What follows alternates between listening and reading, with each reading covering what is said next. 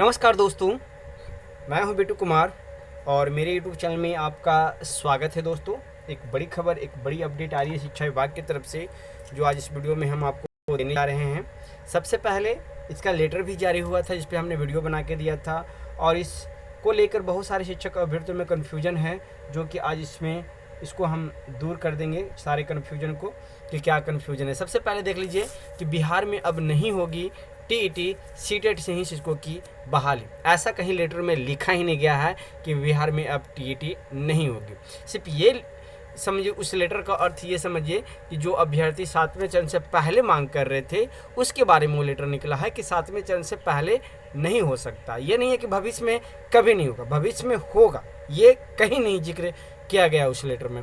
खैर, चलिए आगे देखते हैं और इस तरह का क्या खबर आ रही है वो सामने इस पर विचार करते हैं। जो लोग चैनल पे नए जुड़े हैं, चैनल को एक बार सब्सक्राइब जरूर कर लीजिएगा, क्योंकि तमाम बड़ी खबरों में देख सकते हैं। इसमें यहाँ देखिए, अब बिहार में अब नहीं होगी टीईटी सीटेट से शिक्षकों की बहाली। अब बिहार में नहीं होगा टीईटी, अब सीटीईटी से बन सकेंगे शिक्षक। टीईटी के आयोजन पर रोक, सीटीईटी के मद्देनजर सरकार का फैसला, शिक्षा विभाग ने दी बोर्ड को जानकारी। तो चलिए हर एक खबर को विस्तार से देखते हैं। विभाग की दलील, जब केंद्र साल में 2 बार सीटेट लेता है तो फिर यहाँ करवाने की जरूरत नहीं। टीईटी नहीं होने से भोजपुरी और मैथिली भाषी छात्रों को नुकसान। अब देखिए यहाँ पे क्वेश्चन भी उठाया गया है। तो चलिए इस खबर को विस्तार से देखते हैं। पॉलिटिकल रिपोर्टर यानी कि दैनिक भास्कर के पेपर में इस न्यूज को प्रकाशित किया गया, पटना छप के आ रही है। प्राथमिक स्कूलों में शिक्षक बहाली के लिए बिहार शिक्षक पात्रता परीक्षा यानी कि टीईटी अब नहीं होगी। शिक्षा विभाग का तर्क है कि केंद्र सरकार हर साल केंद्रीय शिक्षक पात्रता परीक्षा यानी कि सीटेट लेती है, इसलिए राज्य सरकार द्वारा अलग से टीईटी लेने की आवश्यकता नहीं है। इस बाबत प्राथमिक शिक्षा निदेशक रवि प्रकाश ने बिहार बोर्ड के सचिव को पत्र भेज दिया है। इसके पहले बोर्ड ने हाईकोर्ट के आदेश के आधार पर टीईटी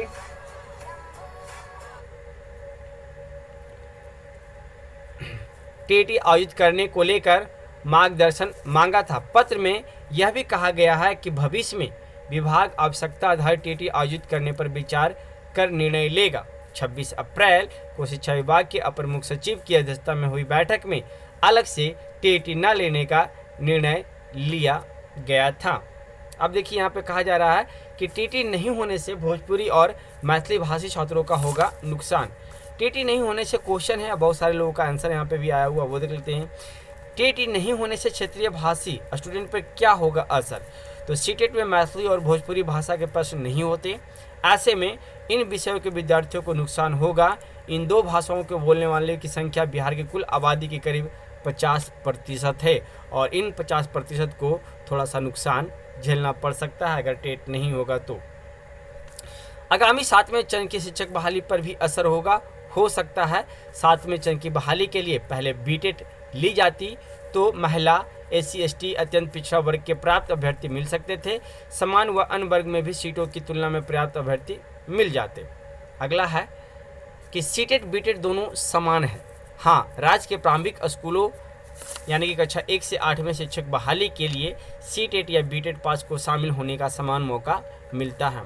क्या सीटेट और बीटेट का सिलेबस अलग अलग है? हाँ, सीटेट में NCERT जबकि बीटेट में बिहार बोर्ड के मैट्रिक व इंटर के सिलेबस पर प्रश्न पूछे जाते हैं। हाल में डीएलएड और बीएड उत्तीर्ण अभ्यर्थियों का क्या असर? यानी कि 17-19, 19-21, 20-22 में डीएलएड और बीएड पास अभ्यर्थियों को नुकसान होगा। बीटेट होने पर इन्हें इसमें शामिल होने का मौका मिलता। भास्कर एक्सपर्ट के RSC शिक्षा विभाग के पूर्व संयुक्त निदेशक आनंद कौशल सिंह, पंचायत नगर प्राथमिक शिक्षक संघ के अध्यक्ष अश्वनी पांडे, प्रवक्ता टीईटी ST उत्तीर्ण शिक्षक संघ की तरफ से ये दिया गया है।